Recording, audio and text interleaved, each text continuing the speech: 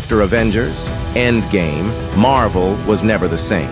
And no, this isn't just about nostalgia or the absence of iconic characters like Iron Man or Captain America. The problem went much deeper than that. What happened to Marvel after Endgame was a series of decisions that, little by little, pushed part of the audience away and weakened what had always been the MCU's greatest strength, the emotional connection with the people who followed these stories. And today, looking at everything more calmly, it's already possible to clearly identify what the biggest mistakes of that period were. Avengers Endgame worked as an almost perfect conclusion. It was the end of a journey built over more than 10 years, with well-developed characters, complete arcs, and real consequences. Audiences left theaters with a sense of mission accomplished. The problem wasn't ending. The problem was not knowing how to begin again. Marvel needed to start a new phase, but it seemed to lack clarity about what story it wanted to tell from that point on. And that's exactly where the mistakes begin. Marvel's first major mistake after Endgame was the lack of a clear direction. Before, even without revealing everything at once, the studio made it clear there was a path. Each movie felt like a step forward. Every post-credits scene pointed towards something bigger. After Endgame, that was simply lost. There were too many projects released, too many side stories, too many new characters, but without a clear central goal. The audience no longer knew where all of it was heading. Now, after Endgame, it feels like Marvel opened several roads at the same time, but without any signs. Eternals introduces giant gods and then never touches the subject again. Shang-Chi ends with a cosmic mystery that hasn't been followed up on. WandaVision, Loki, the Falcon, and the Winter Soldier, Ms. Marvel. Each one seems to start something important, but nothing converges quickly. The result is simple and exactly what the text describes. The audience started watching not with the feeling of, this is leading to something big, but with the question, why does this even matter? In other words, the mistake wasn't the amount of content, nor a lack of ideas. It was the absence of a clear north, a central objective that tied everything together. And when that sense of direction is lost, something essential breaks. The viewer stops watching thinking, this is going somewhere, and starts watching only out of obligation or momentary curiosity. Before, there was anticipation.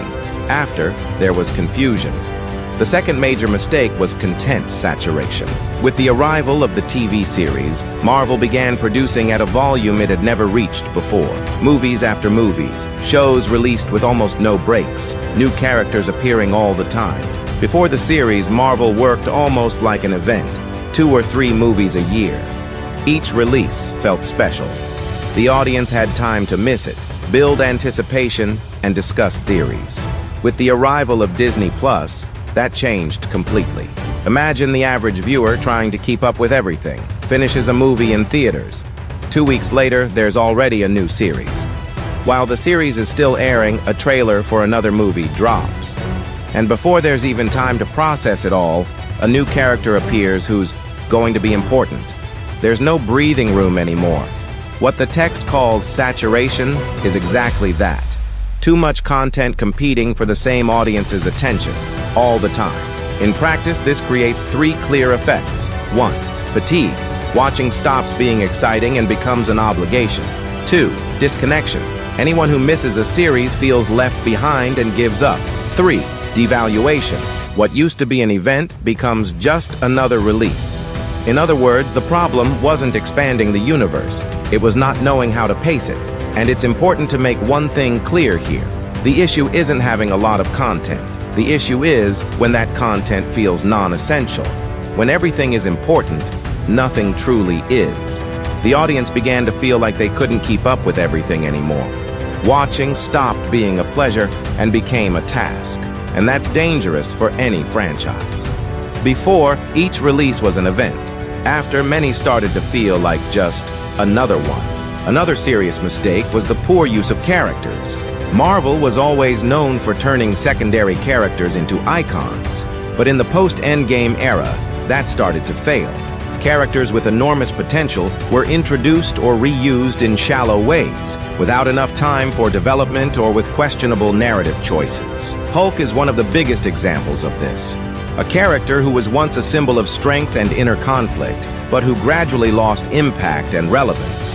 Gore, introduced as a powerful and threatening villain, was given too little space to truly inspire fear or leave lasting marks.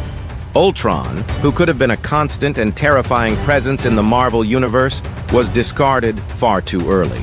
And what all these cases have in common is a lack of patience to build. Marvel creates interesting characters, but often doesn't know what to do with them afterward. This leads us to another major mistake: weak or disposable villains. Thanos didn't work just because he was powerful. He worked because he was built over years. The audience understood his motivations, followed his evolution, and felt the weight of his actions.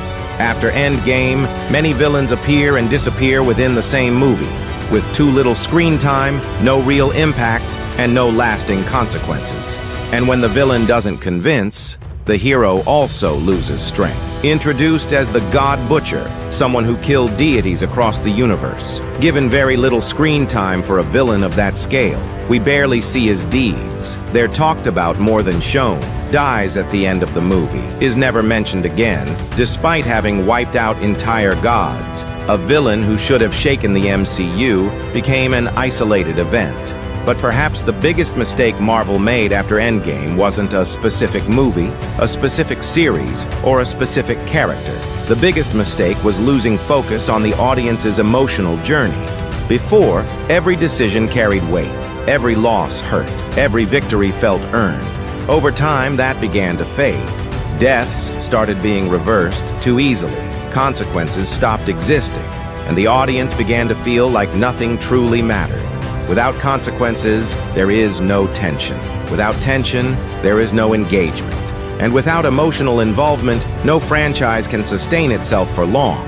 This doesn't mean Marvel is finished or that it can't recover, but it does mean that, as long as these issues remain unresolved, the same problems will keep resurfacing. Marvel needs to return to telling simpler stories, more focused on characters, with less excess and more meaning. It needs to slow down, choose more carefully what to tell, and above all, make the audience care again. Because impressive visual effects do impress. But what truly keeps someone watching is the story.